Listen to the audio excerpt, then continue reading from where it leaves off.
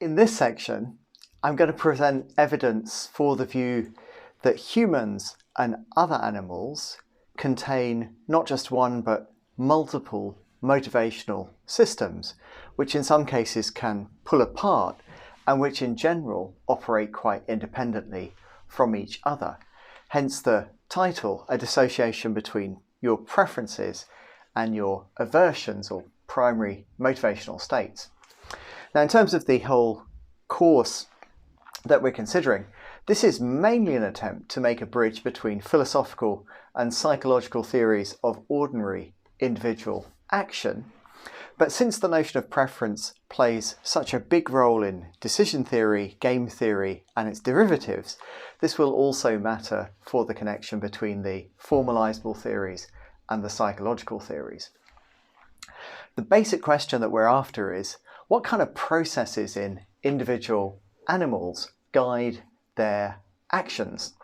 What we've seen so far is that there's a distinction between habitual and instrumental processes at least. Probably there are further distinctions, but this is one that's best supported by theory and by evidence. There's almost no disagreement about that in the literature, although of course the relevant literature is not widely known or widely studied by philosophers, so it's potential novel ground to make some connections there. What I want to focus on today is something related but different, the idea that there are multiple separate motivational systems involving two kinds of motivational state, your primary motivational states and your preferences. Now, before I tell you what they are, let me just give you an illustration of where you're going. So you might say something like, I eated you dinner because I was hungry. I got home late, true story actually. I was exhausted. I'd been out on the river kayaking, as I occasionally like to do. And I got home and I'm really hungry. And there was my friend who turned up in a different car, turned up a bit earlier, and my dinner was all gone. Been safe earlier. What am I to do? Now, you think, I ate you dinner because I was hungry. This is one of the most direct possible explanations that you can. The hunger explains the action. Surely it does. Surely the hunger explains the action. And it does so directly. But what we're about to see is that, although I don't think this is false, this is indeed probably why my friend ate my dinner. The explanation is a lot more direct than you might intuitively think. Here's Dickinson and Belain. They say, primary motivational states such as hunger do not determine the value of an instrumental goal, such as eating my dinner, directly. Instead, you have to learn about the value of a commodity like my dinner in a particular motivational state like that of hunger through direct experience with my dinner in a state of hunger. So the explanation that you're giving here, according to Dickinson and Belain, is rather less direct than you might think it is. Now, put like that, this seems like a really benign problem. But in general, having two motivational systems is a bit of a problem. So here's a situation where there are two motivational systems involved. I'm out with Lily, right, one of the twins. So we're out having a bit of a walk together, and there's my motivational system and there's her motivational system. We're strapped together, of course, for safety reasons. She's in a harness, I'm holding the reins, but it doesn't mean that I'm in control, of course. It doesn't mean that I'm in control. So here's what's typically happening. One of our motivational systems is pushing in one direction, and the other is pushing in an opposite direction. And so we make relatively little progress. In order to achieve our objectives, we need to communicate with each other and to negotiate verbally. We need to leave the motivational systems and open up a channel of communication. So the important thing here is that in general, having two somewhat independent motivational systems is a bit of a problem because it can lead to you being pulled in multiple different directions and therefore failing to achieve any of your objectives. But let me step back and try to clarify what I mean by primary motivational states. So I'm going to contrast these with the preferences that we know and love. I think there's a fairly interesting and deep problem about what preferences really are, and that you and I and almost everybody else doesn't really have a firm anchor for shared understanding as researchers of what preferences really are.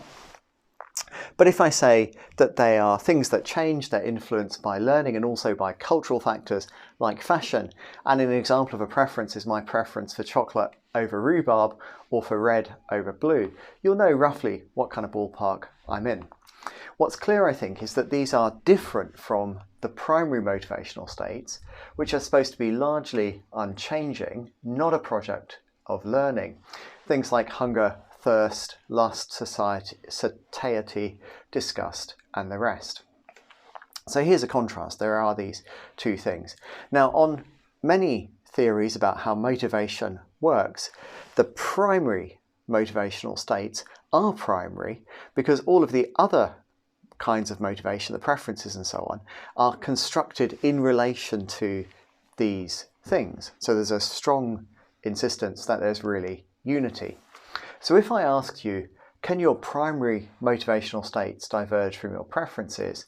On a great many theories, the answer to that is, well, it doesn't make any sense, Steve. It doesn't really make any sense. There aren't really two different systems here at all. So if I said, can sugar solution rank highly in your preferences, even after you've become averse to it, the answer would be no. The answer would be clearly no. But let's have a look at some experimental evidence which points us in the opposite direction. Now, you remember that in order to devalue, to reduce an agent's preference for a response, we follow a very standard procedure which is called devaluation. So in the training phase, the rat's in a chamber with a lever, it kind of runs around, does a bit of scampering around a bit, it spots the lever, and like any kind of inquisitive mammal, it will eventually act on the lever just by chance, right? It's just scampering around, and there you would do the same thing probably. So there it is, pressing the lever. Oh, that's interesting. Something happens, it goes and scampers off, it enters a magazine, it sees some sucrose solution, it drinks it, and after a while, you know, there's a kind of connection between these things going. And the rat, oh, I really like this sucrose solution. This is a novel food, never had this before. Gosh, delicious, right? It's like experiencing papaya for the first time or something like that. The rat's there, oh, brilliant, okay, really good, well done, rat. But then poor rat is made sick, right? So it's taken to a different chamber, it's given a mild form of poison, so that it becomes averse to the sugar solution, and then it's re-exposed to the sugar solution. Ugh, don't like that anymore. And what's happening here? Well, what we got is the rat suffering this mild form of toxicosis, and in rats, as in humans and many other animals, there's a system that tries to prevent you from being poisoned. The way it prevents you from being poisoned is this: if you eat something novel and then become ill, you become averse to the novel food. And that makes perfect sense if you think about it. The way to understand this is, if you're ever in a position where you might have drunk too much beer, you know you suffered mild toxicosis or any form of alcohol, because you feel terrible the next day, right? You sort of poisoned yourself. And if, in connection with drinking that novel beer, you've also come across a novel food, some papaya or some other kind of food, then you will become averse to that novel food. Even if you know full well that your toxicosis has nothing to do with the novel food, you will never be able to eat that food again. Bye-bye papaya. No more papaya for you.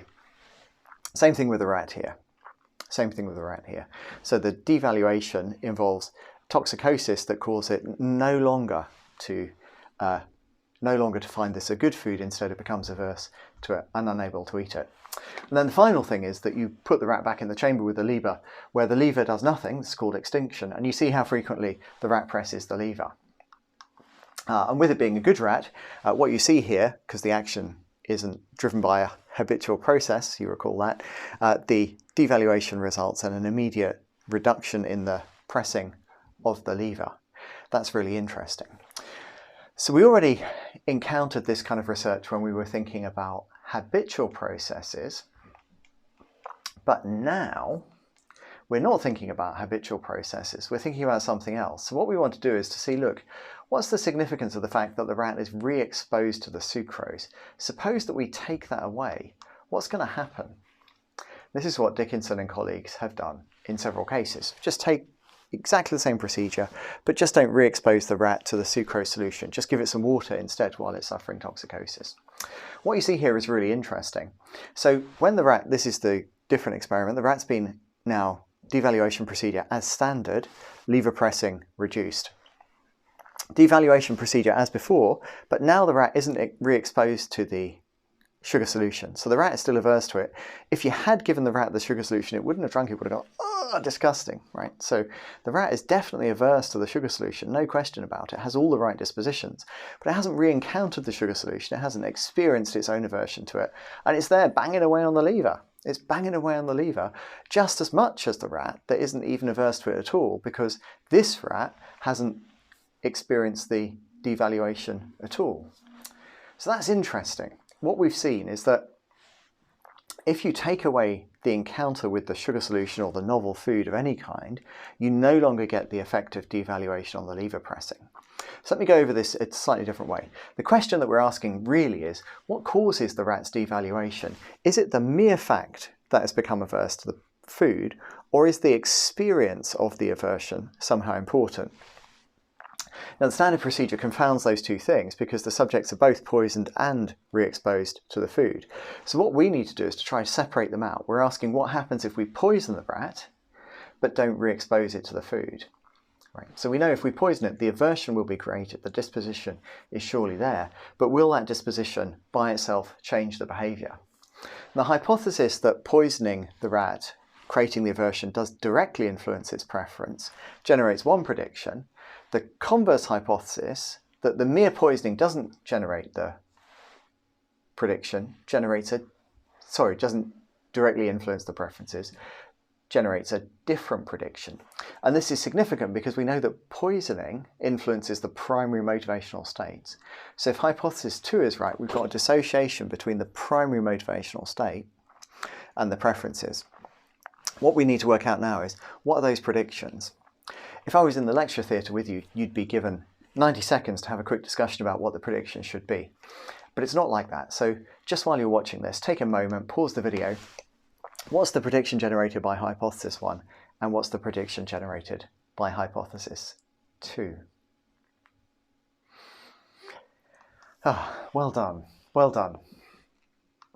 So the first hypothesis generates the prediction that lever pressing should reduce exactly as in the standard procedure. The re-encounter with the sugar solution makes no difference here because aversion is linked to preferences and preferences are controlling the action. Very simple. The second hypothesis predicts the opposite. Lever pressing should no longer reduce, should be quite different from the standard procedure because on this hypothesis, the poisoning influences the aversion, but aversion is something distinct from the system of preferences. Those two are two distinct motivational systems. And so without the experience of the aversion, there'll be no change in the preferences and therefore no change in the behaviour. And as I've already shown you, it's the prediction of hypothesis 2 which is supported here. The prediction of hypothesis 1 is disconfirmed by the data. This is the correct prediction. So this is the data I showed you a moment ago. What you're seeing here, this is the rat that's suffered the devaluation procedure minus the re-encountering, and oh, it's pressing that lever. And you can see the same thing over time. So the rat that has been poisoned but not re-experienced the sugar solution, that rat is up here and over time acting just like the rat that's not had the food devalued at all, quite unlike rats that have had the food devalued in the standard way. So that's a really strong indication, and there's a lot of research to suggest this, that your primary motivational states like aversion do not directly influence your preferences. Belaine and Dickinson again. Not only must consumption of the reinforcer, the sugar solution, the papaya, be paired with toxicosis, it's also the case that the animals must have the opportunity to contact the reinforcer after aversion conditioning if there is to be a change in instrumental performance. So I was asking whether your primary motivational states can diverge from your preferences, and the answer there is yes. Yes, they can. We have here two kinds of motivational state. Surely there are lots of relations between the two, but what we don't have is any direct connection. Divergence is possible. The two things are not locked together in any interesting way. And this gives rise to an interface problem. As Dickinson and Belaine put it, we would search in vain among the literature for a consensus about the psychological processes by which primary motivational states, such as hunger and thirst, regulate simple goal-directed, or instrumental as I call them, actions. This is like really quite a big deal. We had this sentence earlier, I eated you dinner because I was hungry. And what Dickinson and Belaine are saying here is that we've actually got no idea how that works. This is completely mad. They're saying, look, we've got no idea how your hunger results in you deciding to eat my dinner, where you're eating my dinner as a consequence of a goal-directed process. You know, that's incredible. Something so basic we don't understand. And of course, as philosophers, our ears are pricking up. We're really excited because not understanding things is what we do as philosophers. That's our purpose for living. So what's the connection between the primary motivational states and the simple instrumental acts? You know, it's like, if we don't have some account of this, it's like, you know, you've just got two separate systems of preferences in a single head. So it's not, you know, it's not like me and Lilia sort of hitched together and she's pulling one way because she's got preferences to go and explore that lovely piece of dog poo over there. And I've got this different preference, which is to, you know, to keep her away from things that will kind of poison her and smell everything bad, right? It's not just that. It's not just that. It's that that's going on inside your own head. That can't be right, surely. That we can't think that they're just these two things they're pulling in different directions and it's just an accident that they sometimes happen to move together. That can't be right. What we've got here is an interface problem then. And here's how the problem's constructed.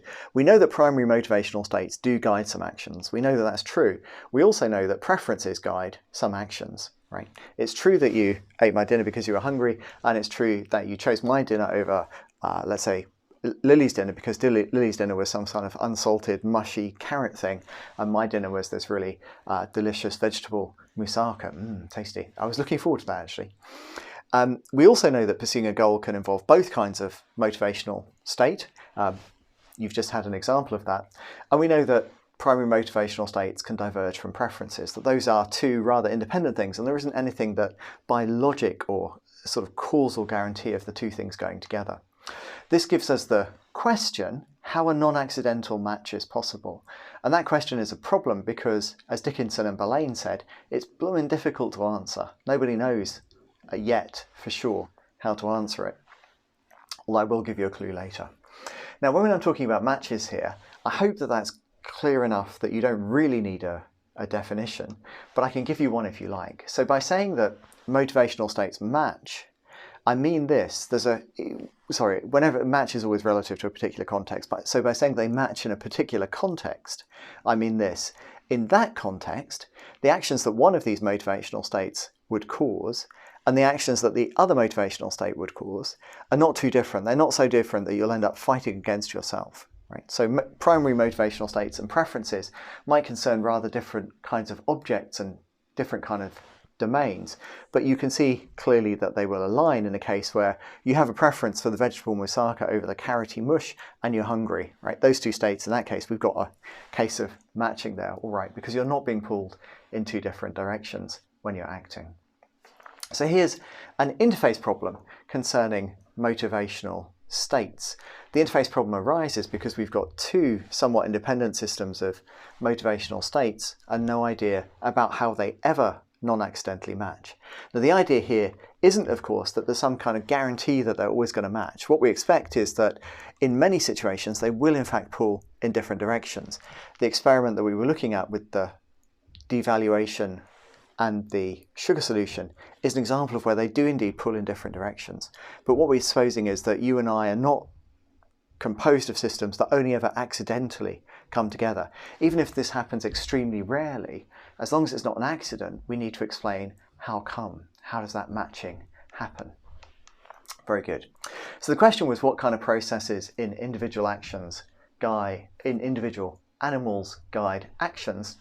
And what we've just been thinking about is that there are two kinds of motivational state, your primary motivational states and your preferences.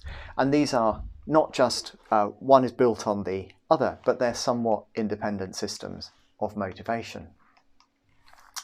So why is this significant if we're doing broadly philosophy of action? Well, the thing is that philosophical theories of action and of joint action assume a single system in which belief, desire, intention and the rest are normatively and inferentially integrated. That's the basic thing that they're assuming in trying to characterize what distinguishes actions from things that merely happen to you, and other questions about the nature of action and motivation. But what we know from looking at well-established psychological discoveries is that a single instrumental action can involve multiple dissociable motivational states and also multiple dissociable goal selection processes. And that presents a serious challenge to the idea that we should take any of the standard philosophical theories to give us anything like a full picture of the nature of instrumental action. So one bonus here is that we're creating trouble, a new kind of trouble for the philosophical theories. A second consequence is that we have a new kind of problem where philosophy is surely relevant and also has something to learn. Because we have interface problems, we need to understand how it is that the different systems of motivational states and the different goal selection processes will ever non-accidentally match. So this is good news if you're interested in philosophy of action, because you've got not one but two new kinds of challenge to face.